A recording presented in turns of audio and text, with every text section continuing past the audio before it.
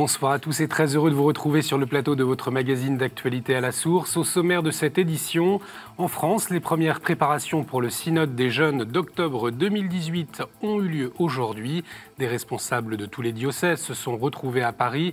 Le début d'un dialogue avec les jeunes, mais aussi le début d'un temps de grâce, comme nous l'entendrons. Alors que des centaines de Coptes égyptiens sont obligés de fuir la région du Sinaï à cause de Daesh, nous entendrons le frère Adrien Candiard, dominicain au Caire. Il nous dira la réalité des chrétiens dans le pays. Hier, les équipières de Saint-Vincent ont fêté 400 ans d'existence, un réseau de femmes au service des pauvres.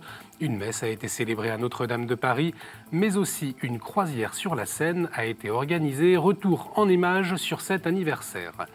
4 ans après l'élection, le 13 mars 2013 du pape François, quel regard portent nos éditorialistes sur cet homme qui interpelle avec ses paroles et ses actes? Un exemple pour beaucoup, mais critiqué parfois au sein même de l'Église. On en parle avec Gérard Leclerc, éditorialiste à France Catholique. Bonsoir Gérard. Bonsoir. Et avec vous Guillaume Goubert, directeur de la rédaction de La Croix. Bonsoir Guillaume. Bonsoir Olivier. À tout à l'heure. Le synode des jeunes, c'est parti. La première journée de préparation a eu lieu aujourd'hui à Paris, à Saint-Honoré-des-Laux. Plus de 200 personnes, des responsables de pastoral des jeunes des diocèses français, ont réfléchi à la façon de se préparer au synode d'octobre 2018. Il se déroulera à Rome avec pour thème les jeunes, la foi et le discernement vocationnel. Ce matin, les participants ont écouté Monseigneur Denis Moutel, l'évêque de Saint-Brieuc et Tréguier, est aussi le président du Conseil pour la pastorale des enfants et des jeunes. Il s'agissait de donner une dynamique pour la préparation de ce synode. Le début d'un dialogue donc, mais aussi le début d'un temps de grâce, comme nous l'a confié le Père Chagas, responsable de la section jeune du Conseil pontifical pour les laïcs. Je pense que la chose principale, c'est d'accueillir la grâce que le Seigneur veut donner à l'Église en ce temps spécial que je pourrais appeler un kairos, un temps de grâce. Et alors le Seigneur renversera des grâces sur l'évangélisation des jeunes. Et je pense que la demande principale, la question principale, c'est comment accueillir cette grâce et d'entrer dans une écoute de l'Esprit Saint et aussi une écoute des nouvelles générations. Parce que les jeunes, ils ont une vision. Pas seulement les jeunes qui rêvent, ils ont beaucoup de rêves. Il faut écouter, il faut les interpeller sur leurs rêves, mais aussi reconnaître que les jeunes ont une vision à partager, une vision à donner à l'Église comme son contribution pas seulement pour l'avenir, mais pour les présents de l'Église et du monde. Alors je crois qu'en France et dans l'Église de France, on a la joie d'avoir déjà une belle expérience en pastoral des jeunes, d'essayer vraiment d'être à l'écoute des jeunes et qu'ils soient acteurs. Et parfois d'autres pays nous renvoient qu'effectivement on les met beaucoup en responsabilité. Donc j'espère que cette démarche synodale va susciter encore une plus grande mise en responsabilité des jeunes dans l'Église, qui leur fait confiance et qu'on va pouvoir partager ça avec d'autres. Hier, le Conseil d'État a ordonné la poursuite des soins pour la petite Marois à Marseille. D'une part, car la volonté des médecins de stopper les traitements a été voulue trop rapidement, et d'autre part parce que les parents s'opposaient tous les deux à l'arrêt des soins. Cette décision du Conseil d'État a conclu une procédure commencée en novembre. Les médecins avaient saisi le tribunal administratif. Ils jugeaient la poursuite des traitements comme, je cite, une obstination déraisonnable. L'enfant de 15 mois est placé dans le service pédiatrique de l'hôpital de la Timone à Marseille depuis le 25 septembre. Marois est atteinte de lésions neurologiques graves nécessitant une assistante respiratoire et alimentaire. Le docteur Xavier Mirabel, conseiller médical d'Alliance Vita, réagit à la décision du Conseil d'État. Je comprends que le Conseil d'État ait pris cette décision. La demande des parents était très insistante et forte et ils n'entendent pas ce que leur disent les médecins, qui est que sans doute un certain nombre de pratiques de réanimation actuellement pratiquées seraient disproportionnées.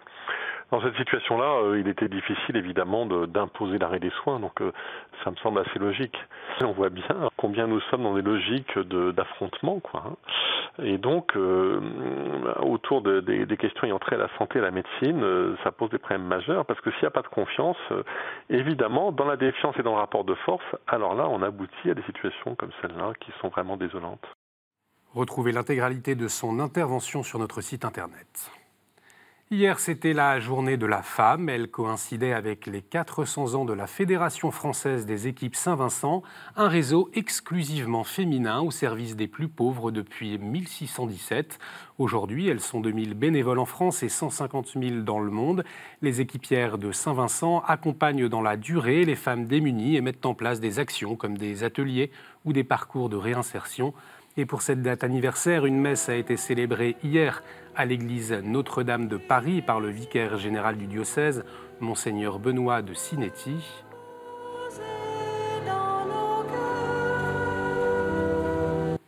Une journée marquée aussi par une croisière sur la Seine proposée par les équipières de Saint-Vincent à des personnes en difficulté. On va le voir sur ces images, la joie qui pouvait se lire sur les visages. La présidente de la Fédération française des équipes Saint-Vincent, Claudine Vatinel, s'est confiée sur sa mission au micro de notre journaliste François-Xavier Mathieu. Je crois qu'on est animé par la même foi. Vincent disait « L'amour est inventif jusqu'à l'infini ».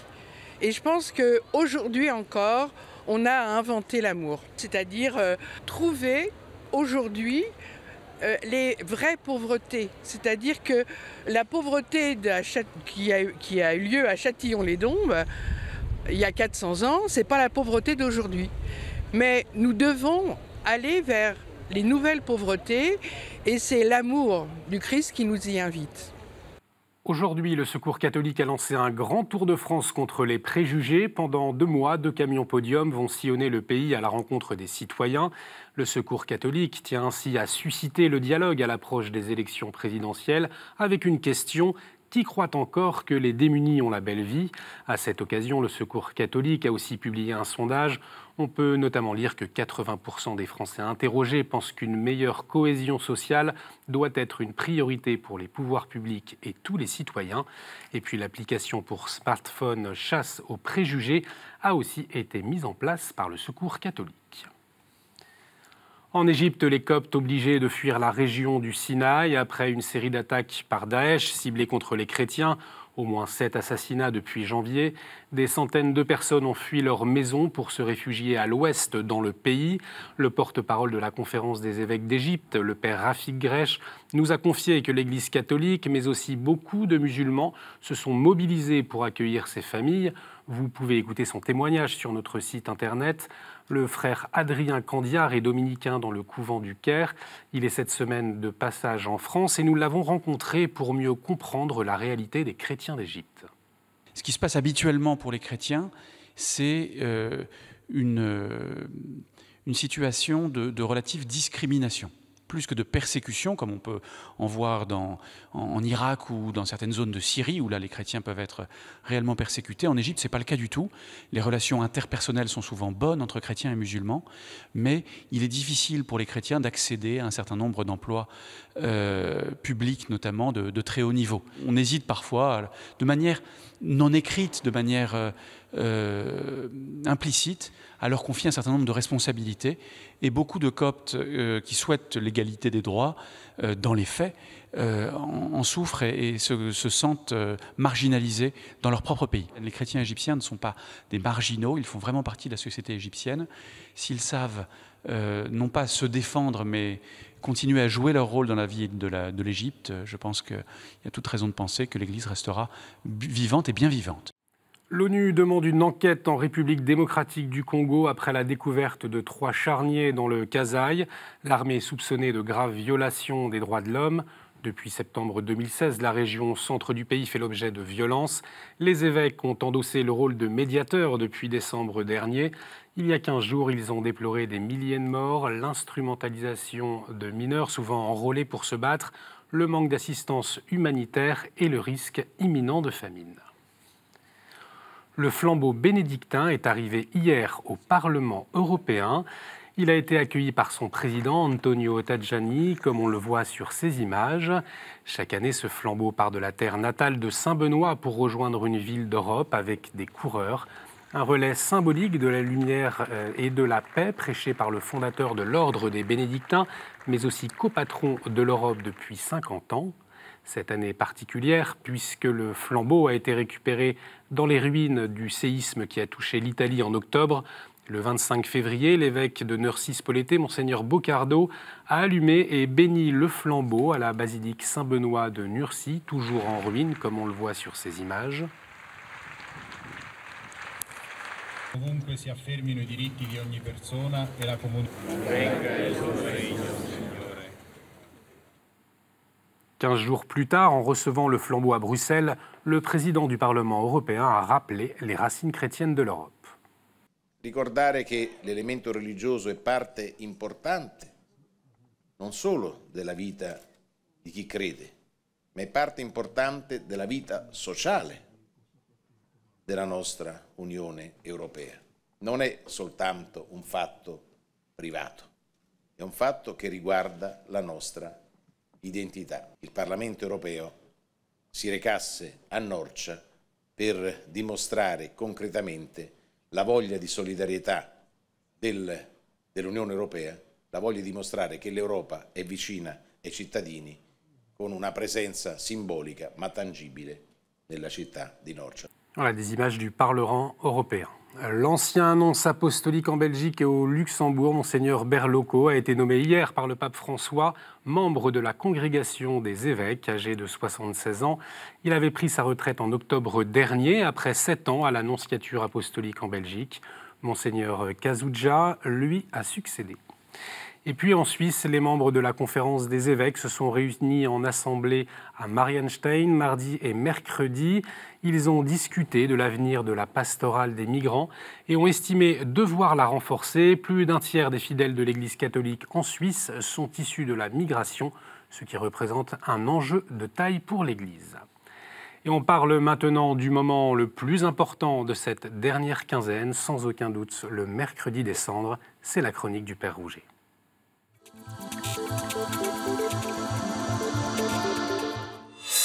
À votre avis, quel est le plus grand événement de ces dernières semaines? Non pas telle révélation ou telle déclaration, ni même telle découverte ou tel événement géopolitique. L'événement le plus important de ces dernières semaines, c'est le mercredi des cendres. L'Église tout entière qui se met en marche vers la fête de la mort et de la résurrection de Jésus, c'est-à-dire la fête de la victoire de l'amour sur la mort.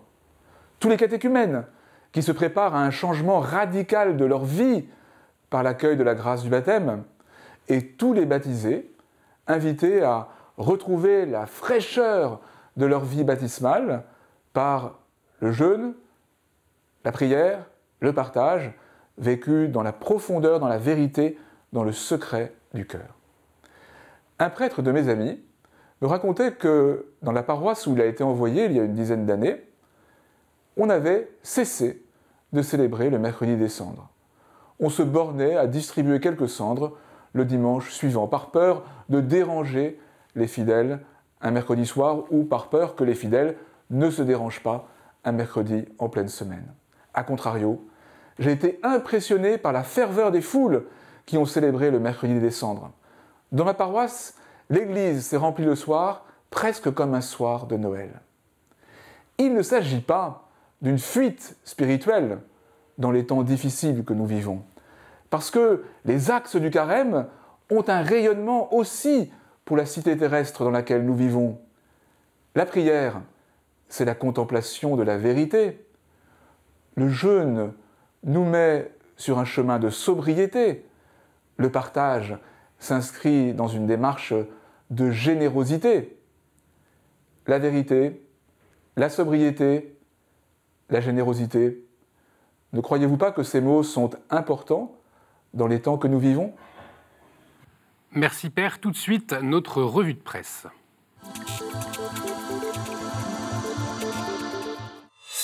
La comédienne Marine Vact en une de France catholique, c'est l'héroïne du film La Confession, réalisé par Nicolas Boukrieff, un film coup de cœur de l'hebdomadaire. Et puis Gérard Leclerc, dans votre éditorial, vous revenez sur le désordre d'une campagne présidentielle dans une France qui va mal. Ben oui, je me suis beaucoup inquiété de la tournure des événements, avec cette difficulté de parler des sujets si importants pour notre pays. Et effectivement, j'espère qu'on va sortir enfin de ce brouillard pour parler des vrais sujets. Il est grand temps. Merci Gérard. Réforme donne la parole à des théologiens pour parler de la question du péché, un mot devenu inaudible dans notre société, une source de raillerie grivoise. L'hebdomadaire protestant en parle, lui, comme d'une fissure dans notre relation à Dieu. Marine Le Pen répond aux questions de l'hebdomadaire La Vie cette semaine. Une interview décrite comme un peu tendue par l'hebdomadaire. Si elle est élue, Marine Le Pen a réaffirmé qu'il n'y aura plus de voile, plus de kippa, plus de turban sur la tête dans l'espace public. Elle parle aussi de l'Union européenne comme une structure totalitaire qui a aspiré la souveraineté nationale. Le pape François, un pape qui bouscule pour Famille chrétienne. Depuis son élection le 13 mars 2013, il a entamé tambour battant une réforme spirituelle en profondeur de l'Église. Certains catholiques de la vieille Europe ont été pris à rebours. Famille chrétienne analyse. Et puis un dossier sur la retraite. Comment le couple peut vivre cette transition délicate? Réponse dans ce numéro. Pèlerin s'intéresse à nos églises. Leurs démolitions ne seront-elles qu'un mauvais souvenir? Demain, la Conférence des évêques de France organise un colloque pour dresser un état des lieux. Pèlerin présente de nouvelles solutions pour sauver nos églises, comme à Tourcoing. L'église Saint-Louis a été rachetée par un compagnon couvreur. Elle connaît une reconversion tournée vers l'économie solidaire. Et on termine avec l'édition italienne du magazine bimensuel Rolling Stone sur la pop culture. Pas de chanteur de rock en une cette fois-ci, mais bien le pape François avec un élogieux reportage. Et justement, le Saint-Père, on en parle tout de suite dans notre dossier. Retrouvons nos éditorialistes.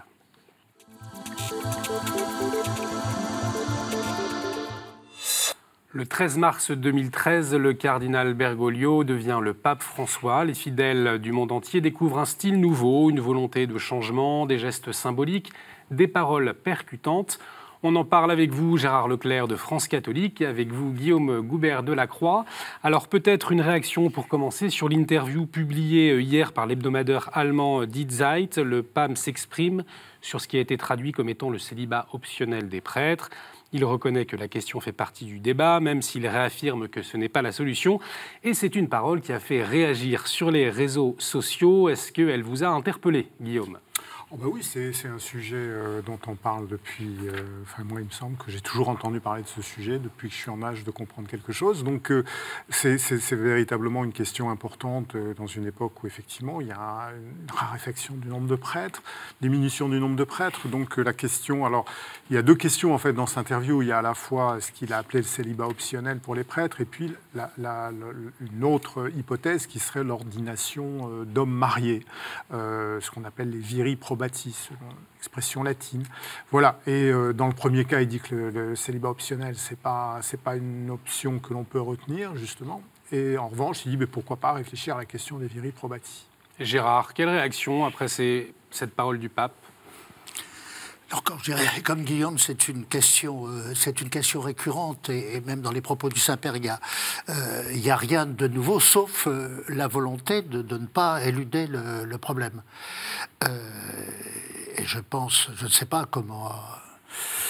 À quoi cela aboutira? Est-ce que le pape pourrait prendre une décision dans ce domaine ou ce serait remis à un synode? Je ne sais pas. Ceci dit, effectivement, le problème n'est pas facile. Le problème est difficile. Il est comment dirais-je, il est assez favorablement accueilli dans les médias. Cette question du célibat, ça fait toujours réagir.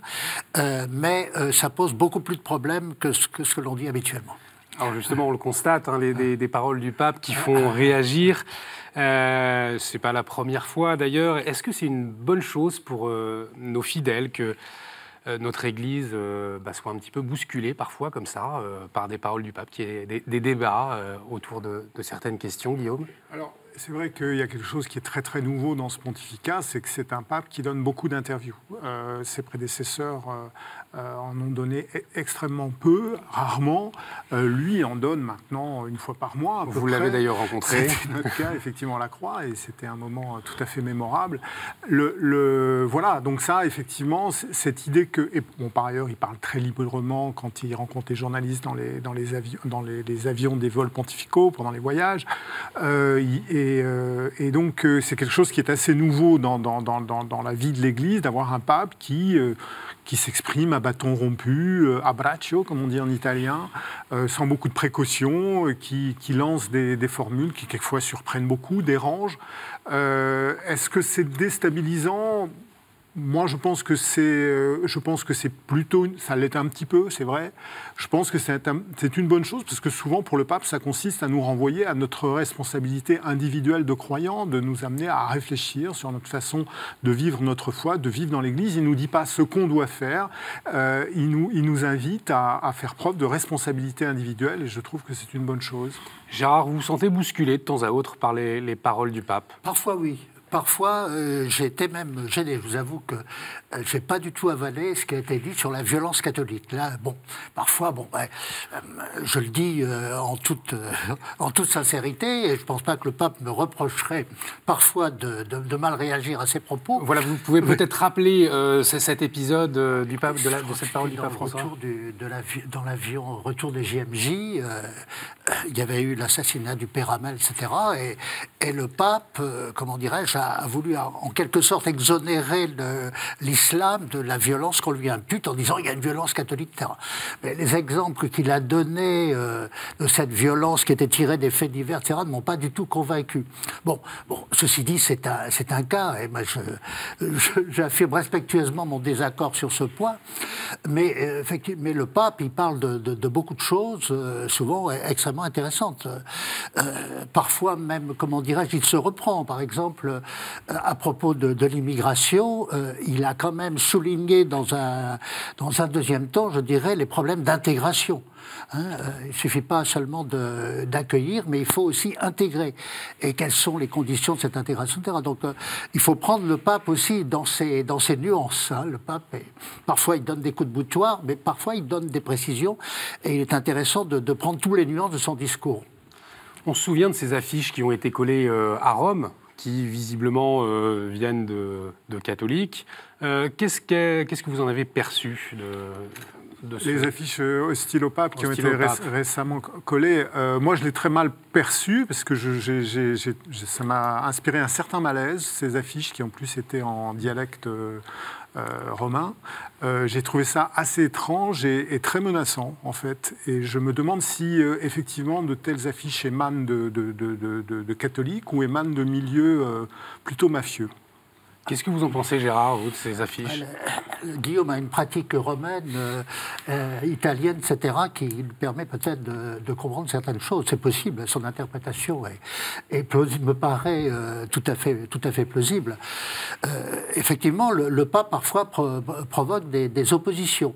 Et parfois des oppositions qui ne sont pas dites. Je connais des milieux, même religieux, etc., où il y a certaines réserves, etc. On souhaiterait que le pape réponde à certaines objections qui ont été faites, etc. Bon. Ceci dit, ce pape, il est là pour, et je pense que son prédécesseur l'a voulu, il est là pour réformer l'Église parce qu'il y a des choses qui ne collent pas. Ceci dit, cette réforme, elle n'est pas évidente.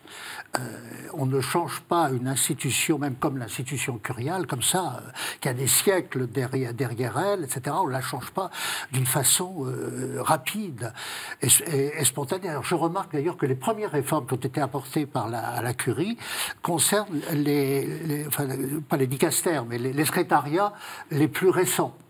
Les plus récents, ceux qui ont été décidés après le Concile. La réforme des dicastères les plus anciens, ce sera certainement beaucoup plus difficile. Et en ce sens, moi, je pense que le pape n'est qu'au début de ce travail de réforme. Est-ce qu'il pourra aller jusqu'au bout ? Ça n'est même pas évident.